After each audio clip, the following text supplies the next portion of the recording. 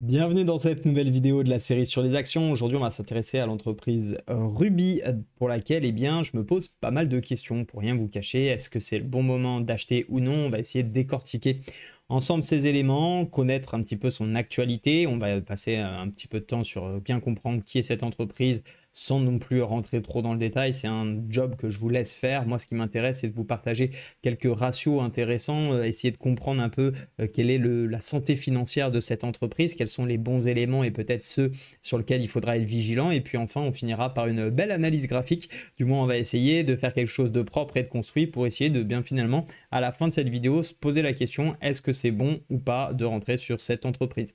Bien évidemment, toute cette vidéo n'est pas un conseil en investissement, c'est uniquement ma façon d'analyser et de faire les choses par rapport à mes objectifs, ma façon d'investir également sur les marchés. Et je vous invite à faire vos propres recherches pour vous assurer que cette entreprise peut correspondre dans votre portefeuille, peut correspondre à vos méthodes, que ce soit d'ailleurs en trading ou dans votre investissement.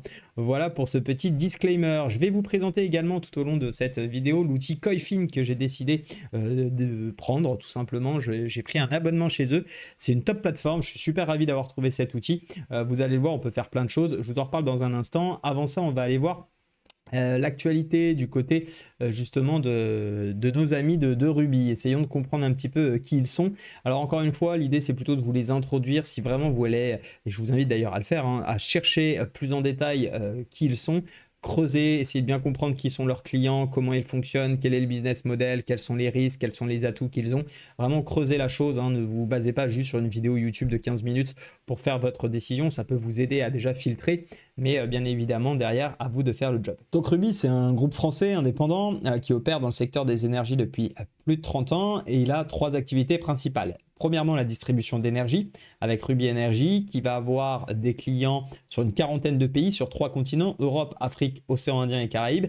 Attention, malgré tout, j'attire votre attention. Alors quand je dis attention, c'est tout simplement être bien conscient qu'il y a 50% de l'activité qui est faite du côté des Caraïbes. Donc vigilance si jamais il était amené à arriver quoi que ce soit dans cette région, puisqu'on est plutôt concentré sur ce pôle-là. On a un peu moins de 40% en Afrique et une douzaine de pourcents du côté de l'Europe. Ici, on va avoir ensuite une deuxième activité de production d'électricité renouvelable grâce à la société, notamment, enfin les activités plus exactement de Photosol, dont Ruby est rentré de mémoire à 80% au capital il y a quelques temps. En tout cas, c'est ce que j'avais reparcouru quand j'avais lu quelques articles. Et puis, on a une troisième activité de stockage de produits liquides. Et si on regarde un petit peu la répartition de ces différentes activités, on observe très clairement que la distribution d'énergie est la première activité de Ruby. Quand on descend au niveau des dirigeants, toujours très important pour moi de regarder cette partie-là. Est-ce qu'on a avec finalement des dirigeants qui sont là depuis récemment? Et si c'est le cas, est-ce que ça tourne beaucoup?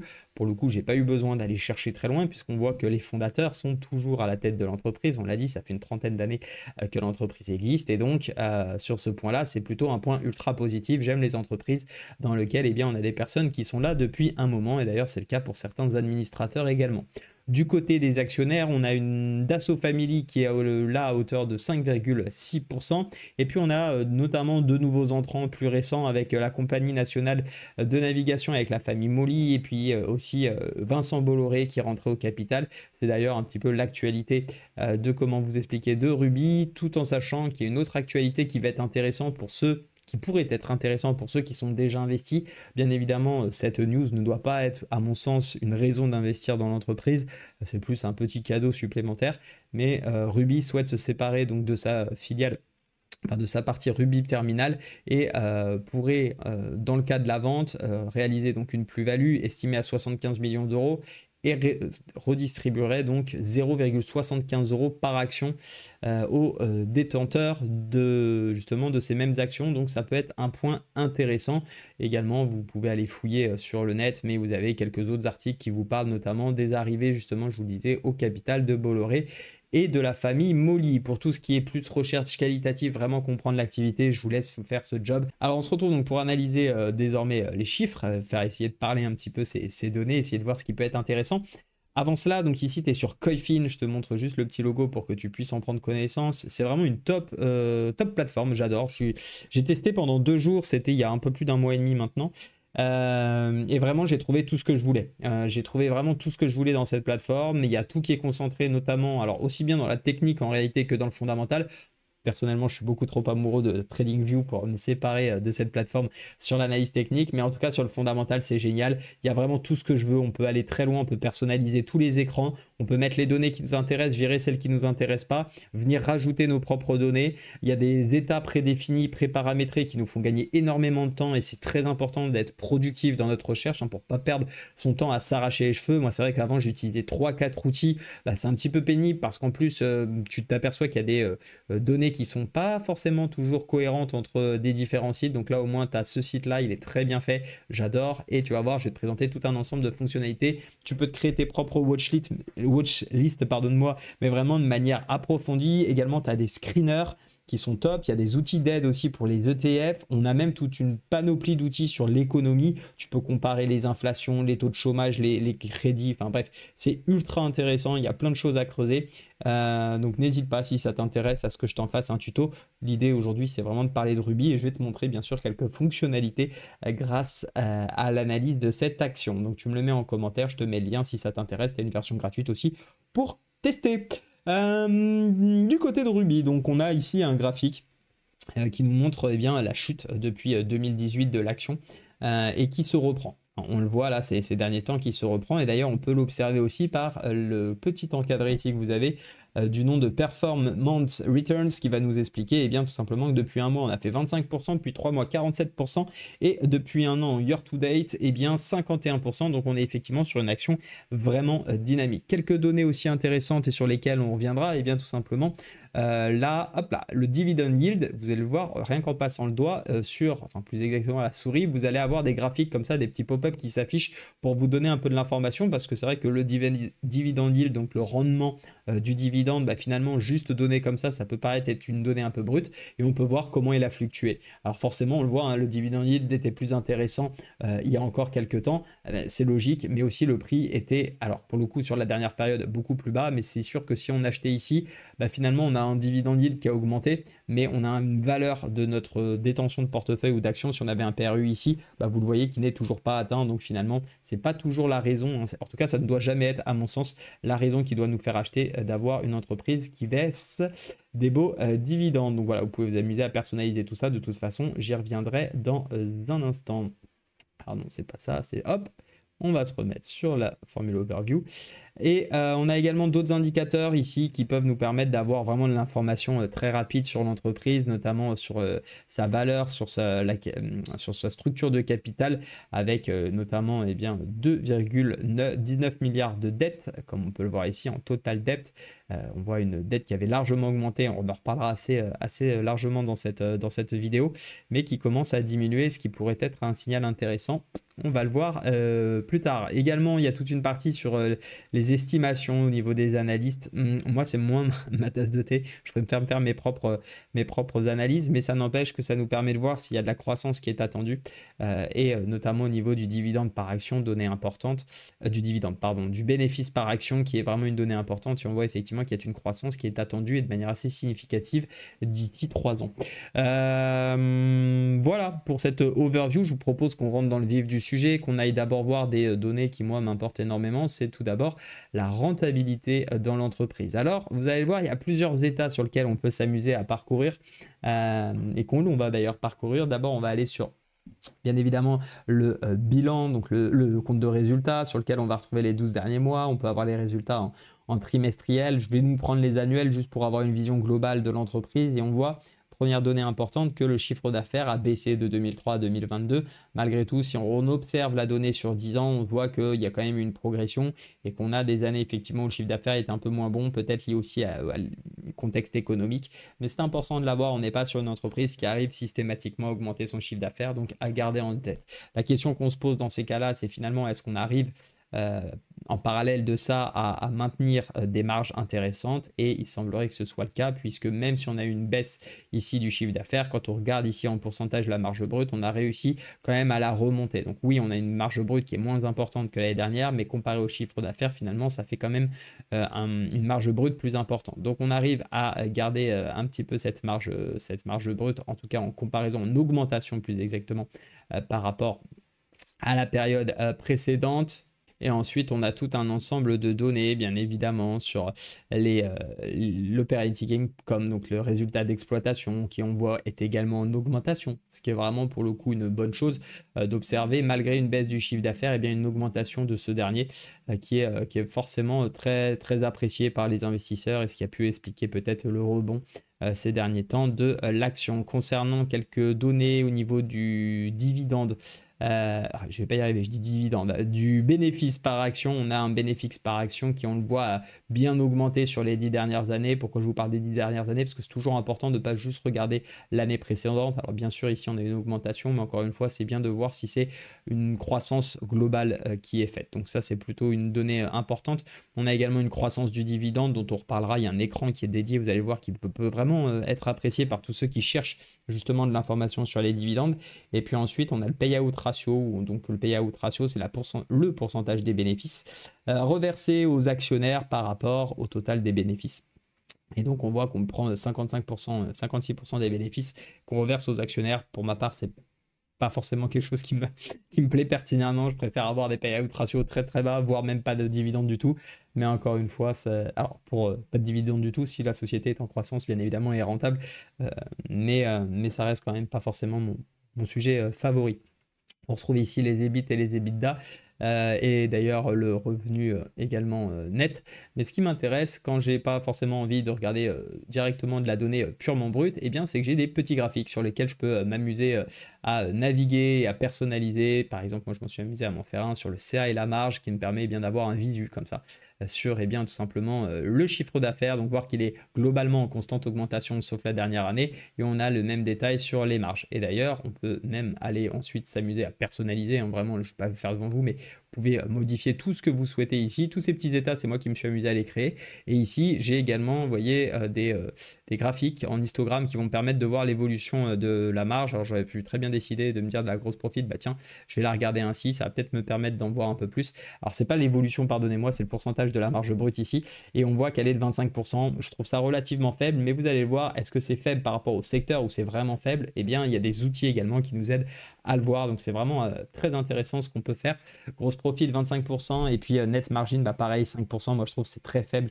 Ça laisse très peu de place finalement au moindre mouvement en réalité en cas de crise ou quoi que ce soit. Donc, pour ces raisons-là, je trouve ça un petit peu léger. Maintenant, encore une fois, ce qui est intéressant, c'est de comparer ces données par rapport au secteur. Et vous allez le voir, là, il y a un outil qui est vraiment top. Alors, il faut savoir l'utiliser avec prudence malgré tout et pas le surpondérer. Je le cherche, excusez-moi, parce qu'en même temps que je parle, j'ai toujours du mal à faire deux choses à la fois. Malgré les apparences, je ne reste qu'un homme. Et donc ici, vous allez retrouver un tableau très intéressant puisque sur les 10 dernières années, on va pouvoir comparer finalement les données de notre entreprise Ruby, soit par rapport à son historique, soit par rapport aux valeurs du même secteur. Alors, dans les utilities, vous comprenez que c'est de manière plus large, hein, il n'y a pas que les pétrolières, ou alors par rapport à la zone Europe. Malgré tout, moi je trouve que cette donnée, elle est très intéressante. Et alors, comment ça va marcher? Eh bien, tout simplement, c'est comme si on avait une notation de 0 à 100. Et en fonction de l'indicateur, vaut mieux être plus proche du 0 ou plus proche du 100. Autrement dit, c'est dans quel pourcentage finalement on fait partie par rapport à un ensemble d'actions et d'entreprises. Donc si on descend directement sur les chiffres au niveau de la marge et de la profitabilité, bah, on s'aperçoit que le gross profit margin, c'est un petit peu ce que je vous disais, je trouvais ça faible à 25% et ça semble être le cas. Puisque là, l'idéal, eh bien, il aurait fallu qu'on soit vraiment le plus haut possible pour être finalement dans le top des entreprises, et on voit qu'on est plutôt largement à la traîne à ce niveau-là, tout comme d'ailleurs les l'EBITDA où on est plutôt dans la deuxième partie et bien consommé de ce type d'entreprise. Donc sur ce point-là, c'est pas forcément ce qu'il y a de mieux. Du côté de l'EBIT, on le voit également, hein, c'est à peu près les mêmes chiffres. On va aller voir sur le net income margin et on voit également 5%. Je vous le disais, je trouve ça faible et effectivement on est dans la deuxième partie. Donc je suis pas sûr que sur la partie résultat net, encore une fois, on ait un réel avantage compétitif qui, à titre personnel, est un peu ce qui m'embête. En revanche, on a quand même quelques données intéressante au niveau des marges et surtout de la profitabilité. Donc le retour sur actif avec une jolie note de 87, donc une entreprise qui a priori fait partie sur les 10 dernières années d'une des meilleures de ce niveau-là. On a également un bon retour sur capital. Alors à titre personnel, je trouve ça faible. C'est quasiment, enfin ils le prennent quasiment pour un ROIC ici. On peut se rapprocher du ROCE. Mais je trouve ça un petit peu faible. Alors après, c'est peut-être le secteur qui veut ça. Je connais relativement peu en réalité les utilities. C'est pas les entreprises que j'analyse le plus, mais bon, pourquoi pas. On a un ROE qui est intéressant également, qui est plutôt bien coté par rapport au reste également. On le voit même par rapport à son historique, on a un retour sur capitaux propres pour return on equity qui est plutôt bon. J'aime bien au-dessus de 15, au-dessus de 10, je trouve ça quand même correct.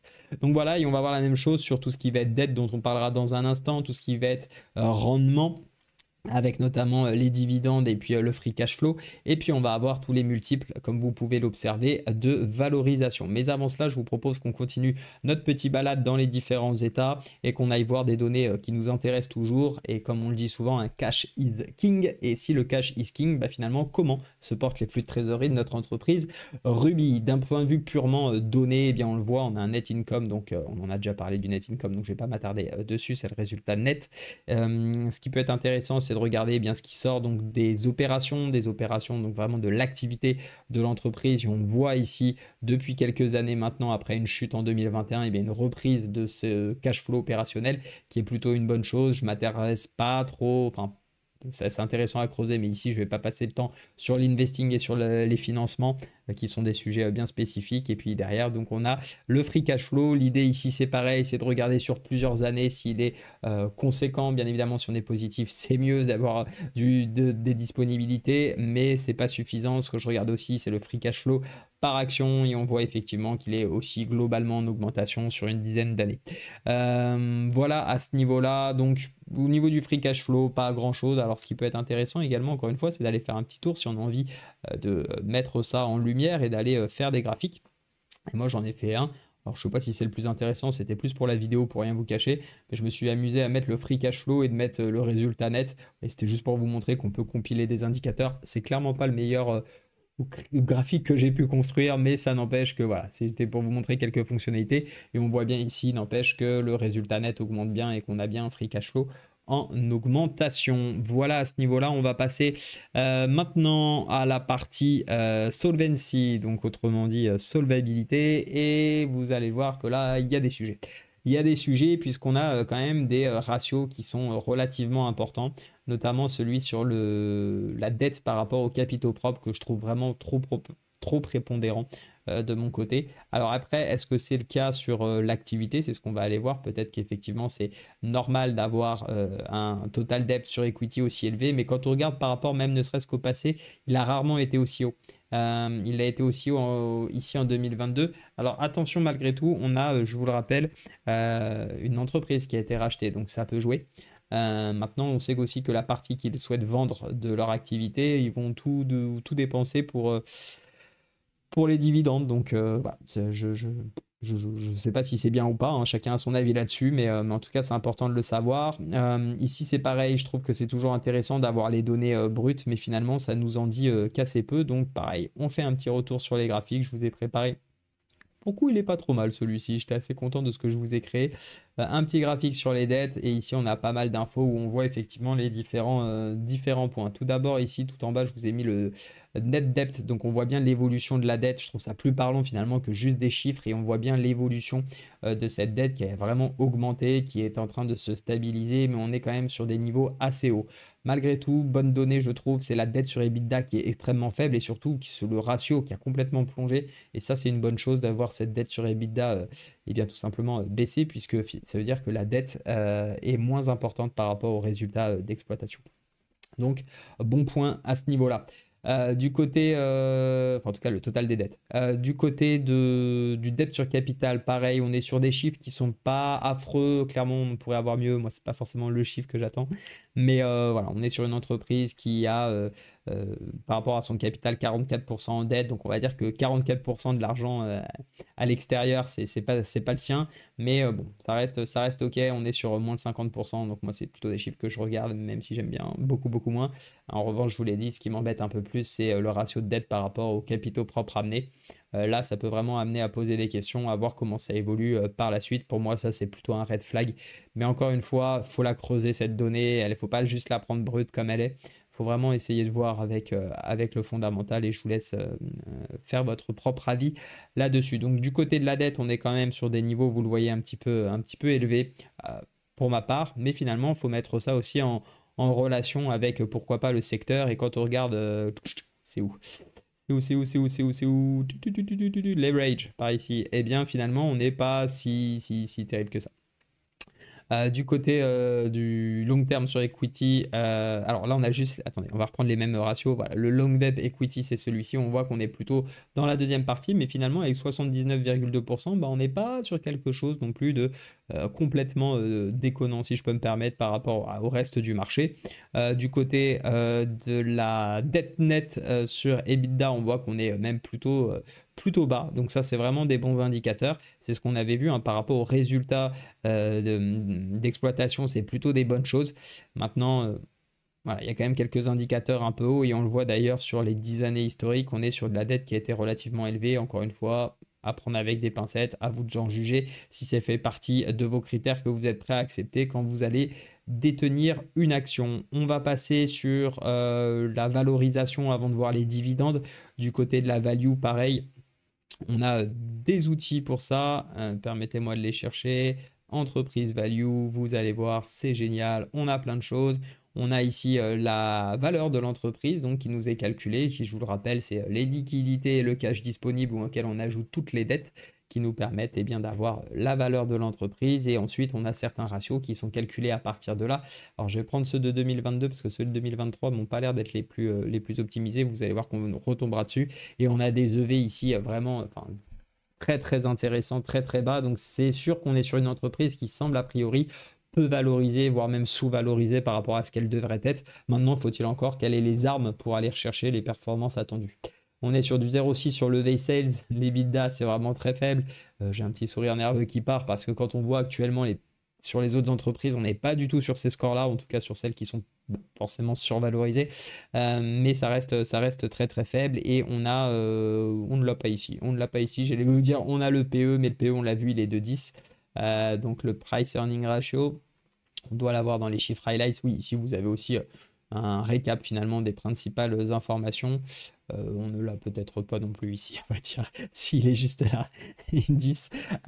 Donc voilà, on a un joli PER de 10 qui voilà, permet d'avoir encore une entreprise qui finalement ne s'achète pas trop cher ses bénéfices, ce qui peut être intéressant. On finit avec les dividendes avant de passer sur les graphiques. Sur le côté des dividendes, eh c'est pas mal. Regardez-moi cette plateforme, je ne sais pas ce que vous en pensez, moi j'adore. Donc on a le dividend yield qu'on a un petit peu parlé tout à l'heure. Ici on a la possibilité de voir bien le montant des dividendes et surtout de voir s'il est croissant, et là il n'y a pas photo, hein, on le voit, depuis 20 ans c'est de la donnée croissante, donc on est sur une belle entreprise. Pour ceux qui sont plutôt dans une recherche de rendement de dividendes, ben, on a une entreprise qui aime augmenter son dividende, on est quand même sur un payout ratio, on l'a dit, de 55, juste ici qu'on retrouve à ce niveau là, donc attention parce que bon, oui on a encore la place pour augmenter, mais il ne faudrait pas non plus venir piocher dans les bénéfices, sachant qu'en plus on n'a pas non plus des bénéfices qui explosent en termes de marge nette comme on a pu le voir. Ici vous avez un petit récap et détail par ailleurs des différents dividendes versés. Il semblerait qu'en 2017 on ait eu un split puisque comme vous le voyez on avait 2,680 de dividendes, ce qui est le double de 1,34, donc je pense qu'il y a eu une dilution d'actions qui a permis d'avoir plus d'actions en circulation, mais du coup forcément le dividende est divisé. Share Aftershock, dividende split. Yes, voilà donc à ce niveau-là, je vous propose qu'on passe sur nos graphiques. Alors sur les graphiques, peut-être même juste avant d'aller plus loin, si tu es intéressé par la bourse et que tu souhaites peut-être des outils, avoir des chiffres, de l'historique, sache que j'ai une formation qui est complètement offerte. C'est une introduction à la bourse, ça donne tous les bons outils pour bien démarrer. Alors ça ne va pas te dire comment tu deviens le meilleur investisseur dès demain, bien évidemment, mais malgré tout, je te partage les grands principes, les grandes lignes, tout ce qu'il faut savoir pour bien démarrer, les erreurs à éviter, les bons outils à utiliser. Donc si ça t'intéresse, n'hésite pas à te la procurer, je te mets le lien en description. On va donc maintenant s'intéresser à notre graphique et on le voit, la tendance était bien baissière et j'ai tracé, comme vous pouvez le voir, une trendline que je mets encore en pointillé pour la simple et bonne raison que pour moi, elle a plutôt 2 points de contact, même si ici, bon, on peut dire qu'elle a été plusieurs fois travaillée. Elle est potentielle, il y a un potentiel obstacle qui nous attend, mais il y en a surtout 2 au-dessus. Le premier qui sera à 38,52 si jamais on arrive à casser cette potentielle trendline et le deuxième à 42,70. Ça, c'est les objectifs dans le cas où on continuerait de monter. Ce qui est intéressant, c'est aussi d'observer ce qui s'est passé, puisqu'on avait une entreprise donc dans une grosse tendance baissière qui a perdu la confiance de ses investisseurs, après avoir été chercher quand même les 65 en 2018, on avait dit, qui est retombé donc sur les plus bas de 2014 et 2011, comme quoi la bourse a une mémoire, les marchés se souviennent de tout, et on est revenu chercher un très très gros niveau de support sur lequel, regardez mesdames et messieurs, devant vos yeux ébahis, une belle épaule, tête-épaule, vraiment, alors une belle, on en a vu des plus jolies, je vous l'accorde, mais elle est quand même pas mal, on a eu un beau retournement de tendance ici, et depuis on est vraiment dans une belle impulsion haussière, donc purement techniquement, et si on met un petit peu de côté notre analyse fondamentale, c'est clairement, moi, quelque chose qui me plaît beaucoup. Hein. Et ça, c'est vraiment le type d'actif que je vais être amené à surfer. Et donc, c'est un petit peu, par rapport à tout ce qu'on a vu, je pense qu'à titre personnel, j'aurais du mal à investir aujourd'hui dans Ruby sur du long terme. Maintenant, je pense que c'est intéressant, pourquoi pas, de surfer certaines opportunités de tendance ici dans du swing trading relativement moyen-long terme. Mais par contre, pas à ce niveau-là, bien évidemment, et sur des bases de repli. Alors, on aurait également un petit niveau qu'on a fracturé ici qui pourrait être intéressant à replier, et les deux niveaux qui me plaisent, en conséquence, à payer si je devais être acheteur, c'est ces deux niveaux-là. C'est le niveau donc de polarité ici sur la zone des 30, 29, 50, 30, ou alors un petit peu plus bas si on a la chance de pouvoir payer ces niveaux, 26, 26, 60. Je pense que c'est des niveaux intéressants. On a une pseudo figure de retournement également en biseau. Alors c'est pas vraiment un très très beau biseau, mais ça n'empêche que ça aurait pu l'être. Voilà un petit peu ce qu'on a sur le point de vue technique. D'un point de vue, les analystes, par ailleurs, hein, j'ai vu ça, mais visent beaucoup la zone des 42. En tout cas, c'est un prix qui est projeté, donc ça correspond avec cette zone de polarité. Ça pourrait être également très intéressant. Et si on reprend toute l'impulsion baissière, c'est super. On a les 50% de Fibonacci qui viennent se confondre. Donc, raison de plus, à mon sens, pour pourquoi pas, attention encore une fois, chacun fait bien ce qu'il veut, mais dans le cadre d'un swing ou dans le cadre d'un trade, et bien venir au moins prendre des profits là-dessus, pourquoi pas dans le cadre de l'investissement aussi, puisque si on arrive de toute façon à payer dans la zone, aller ne serait-ce que des 29, et qu'on arrive à aller chercher cet objectif, ça nous fera quand même une jolie plus-value de 43%. C'est pas si moche que ça. Encore une fois, tout dépend si vous êtes là pour le très long terme. Dans ce cas-là, il faudra bien évidemment tenir et suivre les publications de résultats de Ruby. Voilà pour toutes ces analyses. N'oubliez pas donc de vous procurer la formation gratuite si ça vous intéresse. Vous avez le lien de Koifin si vous voulez découvrir cette plateforme. Vous avez déjà la version gratuite qui vous permet de tester. En plus, ils vous mettent pendant 7 jours la version payante gratuite, je crois. Donc ça vous permet de tester vraiment avec les outils. Moi j'ai pris la formule pro comme je vous l'ai dit, vous avez mon lien, il y a moins 20% si ça vous fait plaisir de passer par mon lien, et je vous en remercie par avance, ça permet également de soutenir la chaîne. Et puis par ailleurs, faites-moi savoir en commentaire ce que vous avez pensé de cette action Ruby et pourquoi pas laquelle vous souhaitez qu'on analyse la prochaine fois. Je vous souhaite de très bons investissements, restez très prudents sur les marchés, à très vite, ciao.